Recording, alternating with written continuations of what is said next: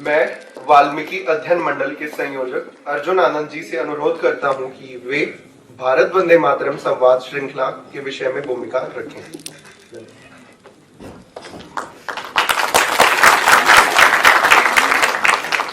शतबार शीश चढ़ा दूं, शतबार शीश चढ़ा दूं तो भी ऋणी रहूंगा। जो तेरे काम आ सका तो खुद को गुणी कहूंगा। न मोक्ष चाहता हूं, न मोक्ष चाहता हूं, न मान चाहता हूं। बस हर बार तू भारत माँ हो यही वरदान चाहता हूं। बस हर बार तू भारत माँ हो यही वरदान चाहता हूं। सम्मानित मंच, यहाँ उपस्थित जवाहरलाल नेहरू विश्वविद्यालय की वंदनीय छात्र शक्ति एवं अन्य गणमान्य गण, आज इस सभागार में हम वाल्मीकि अध्ययन मंडल JNU के भारत वंदे मातरम संवाद श्रृंखला के दूसरे संवाद में हम यहाँ पे आए हैं। थोड़ा सा मैं बताऊंगा कि वो क्यों हम इसको करना शुरू किया। हमने महर्षि अरविंद की कुछ राइटिंग्स पे जब चर्चा शुरू की, जैसे भवानी मंदिर या उत्तर पारा भाषण, तो हमें पता लगा कि भारतीय होना क्या है या भारतीयता किसको बोल सकते हैं। Whenever we talk about our civilization, whenever we talk about Bharat as a civilization, what do we mean? तो ऐसे ही कुछ प्रश्नों के साथ हमने सोचा एक संवाद शुरू किया जाए। हम यहाँ पे कुछ अपना ऐसा कुछ थोपने के लिए नहीं आए हैं, हम बस एक चाहते हैं एक चर्चा शुरू की जाए, एक संवाद शुरू किया जाए। और उसमें पहला कार्यक्रम जो रहा वो रहा conversation on the living deity, that is Bharat माता, जो हमारे लिए जीवंत देवी स्वरूप है, कोई मात्र संकल्पना नहीं है। और जो दूसरा कार्यक्रम है वो है the manufactured fault lines of Bharat पर, जो कृत्रिम दीवारें भारत की बनाई गई हैं उन पर। तो और अधिक समय लेता हुआ आपका धन्यवाद। Vande Mataram.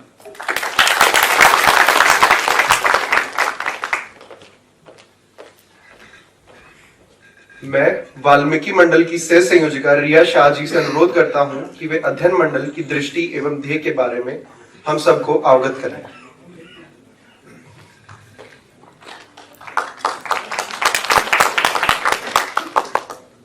Good evening, everyone. So, Valmiki Study Circle is an effort to raise discussions on topics and issues of global importance within the Bharatiya normative paradigms in JNU. Since 2019, since our conception, Valmiki Study Circle has been at the forefront of conducting various activities.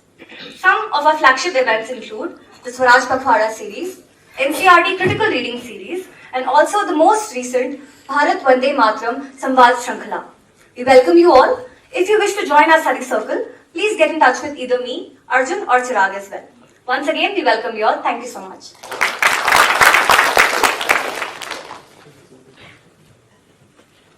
और समय न गवाते हुए अब मैं हमारे अतिथि वक्ता श्रीमान जी साई दीपक जी से आग्रह करता हूं कि वे मंच पर आए और अपने शब्दों से हमारा ज्ञानवर्धन करें। धन्यवाद।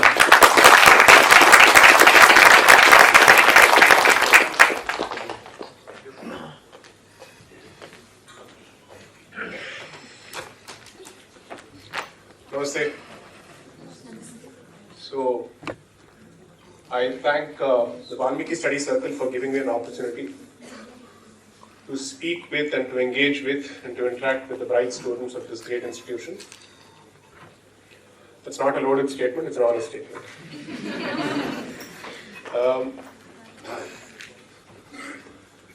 So, the idea is to give as many people as possible a shot at me through the interactive session and see if I have the ability to withstand your onslaught. So I will keep this so-called monologue to at best about 25 to 30 minutes, and close to an hour is dedicated to the interaction. Rest assured, I haven't planted selective plants here and there to ask me convenient questions. This will be as open as possible. The only rule of engagement that I observe, and I would request you to observe that, keeping with the legacy of your institution, is observe civility in the manner in which you engage. Feel free to ask whatever you think is relevant to the subject. I will respond to the best of my abilities. Should I find myself short of depth and knowledge, rest assured I'll be the first one to plead ignorance. Okay.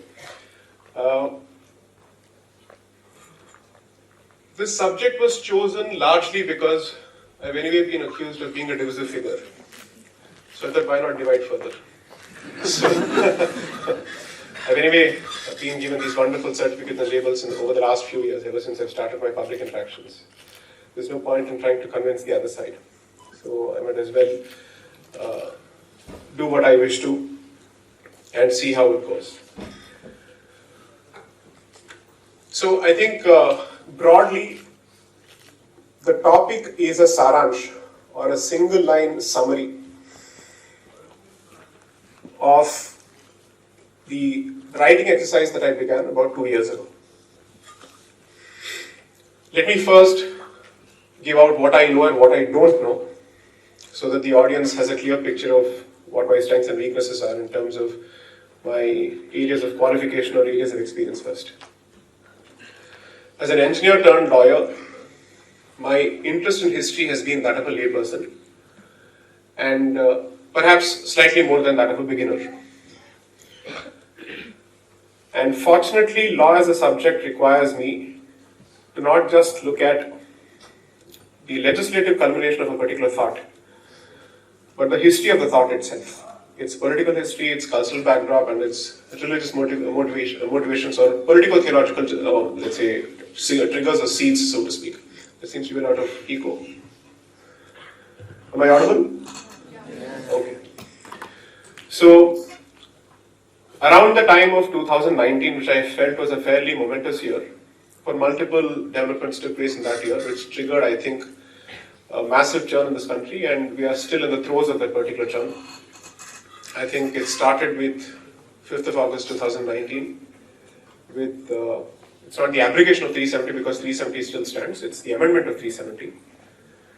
Second, of course, you had multiple developments around November. I think one was the Ayodhya judgment. Then you had, of course, the CAA, which had been in discussion since 2016 at the very least, and even before that. And then, of course, you had the review order in the Sabarimala judgment, which effectively put pause to the 4-1 verdict of 28th of September 2018. Following that, I think from March 2020, the country and society at large had a lot of time on its hand, thanks to the lockdown, to perhaps revisit and reconsider several of its closely held positions, regardless of which side we were from, so to speak, ideologically speaking. And that period, I think, has contributed to a massive shift in what I would call the Overton window, in terms of people's thinking patterns, in terms of the consumption of the material, in terms of knowledge production and content production. And fortunately, the lockdown gave me the breather I needed from my professional commitments to perhaps put out a comprehensive document capturing my position, which was until then presented through multiple lectures on different topics. So there were several bindus across the board, but there was not a single document capturing those bindus in terms of presenting a master template of what I think about some of these subjects. But what I think about some of these subjects, why should it make a difference to anyone? I'm a nobody, why should it make a difference to anyone? It just so happens that by then a lot of criticism had come. That yes, this gentleman seems to have spoken on several subjects, but is he capable of delivering a book? Because that is the touchstone of academic credentials. So said the gatekeepers of intellectualism in this country. And therefore I had to respond. The good part was, while most people saw each of these reactions and developments of 2019 as disparate events, I felt there was a certain continuum to it and there was some kind of a underlying commonality, both in terms of the cause as well as the reaction. And at one point, I think I've said this before, around the time of the CA, when I referred to India as Bharat in a particular tweet, a student, a master's student of Indian origin studying in the United States basically accused me of being a partisan cultural fascist for using the word Bharat, because the use of word Bharat apparently went against the grain and notion of secularism when referring to India.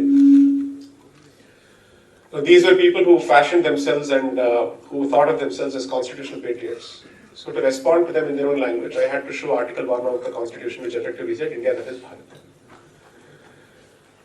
And true to the ethos of free speech and liberalism that this particular camp subscribes to, I was immediately blocked. because facts I don't think are palatable. Propaganda is, but facts are not. And that got me thinking.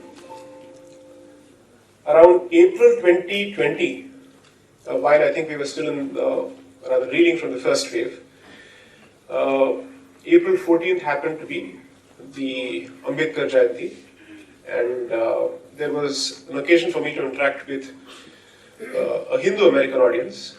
I wouldn't want to use Indian American because it was largely Hindu American, and I think predominantly Hindu American. And I'm not sure how many of them actually continue to have any kind of citizenship, so to speak, as far as Bharat is concerned. So during the course of that interaction, I also realized that, or rather I was told, that perhaps it was time for me to seriously give decoloniality as a school of thought some serious thought, and also see how its application from a Bharati perspective could be presented before a larger audience. The other trigger, of course, was the participation in the Padmanabha Swami temple case, which gave me an opportunity to understand the thought process behind the entire episode of accession of princely states to the Indian Union, and specifically in the context of the Travancore princely state. Now, in the process of making the case for the Travancore princely state or its royal family's control over that particular temple, we were forced to look at the history of other princely states and other royal families, from Mewar to Kashi, to the Gajapati of Odisha, to the northeast, to Kashmir and whatnot. Interestingly, most of these princely states seemed to have their own deities, their family deities. So just as you have Eklimji for Mewar, you have the Jagannath for that particular state, and then you have Chamundeshwari for Mysore. Each of these deities had some kind of a relationship.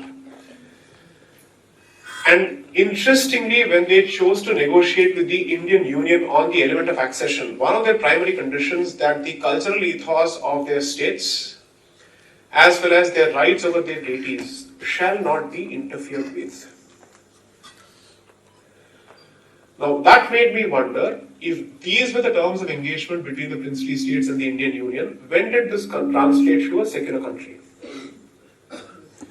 If the constituents of a whole seem to subscribe to a particular religious identity, coupled with the fact that these discussions were happening during the bloody days of partition and post that, are we to believe that the lesson that was drawn post this particular experience was one of secularism?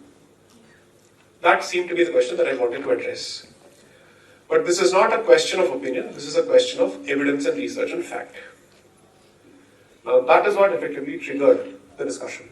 So largely, the writing exercise has been devoted to understanding the origins of the fault lines that divide this country at this point, from a religious perspective, from a linguistic perspective, from a caste perspective, and whatnot. Now, if we were to accept these fault lines as the existing state of affairs, the question that you would be expected to ask is, what is the causality? What are the origins? Where do these problems come from?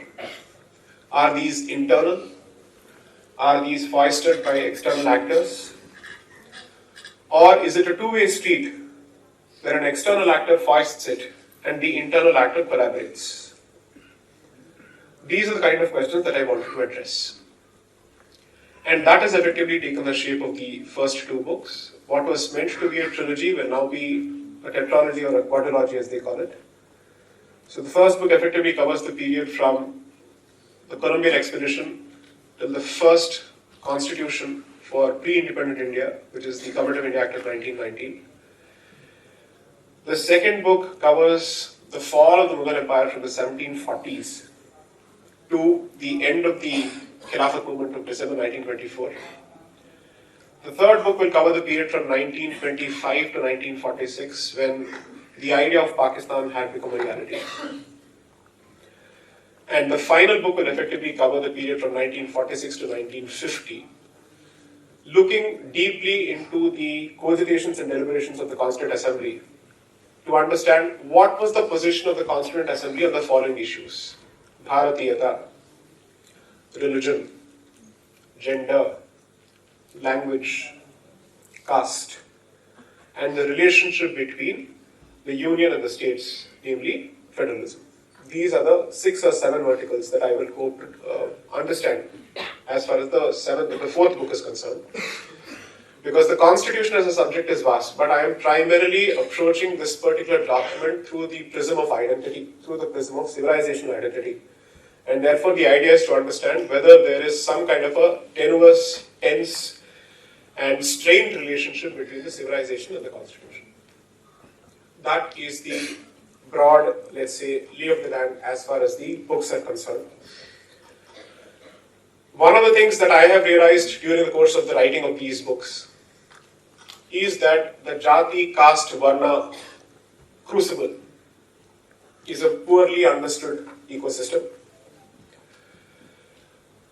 While there will always be a power struggle which is internal, which I think is a function of human psychology, whether the structure itself is meant to be a structure of exploitation, and second,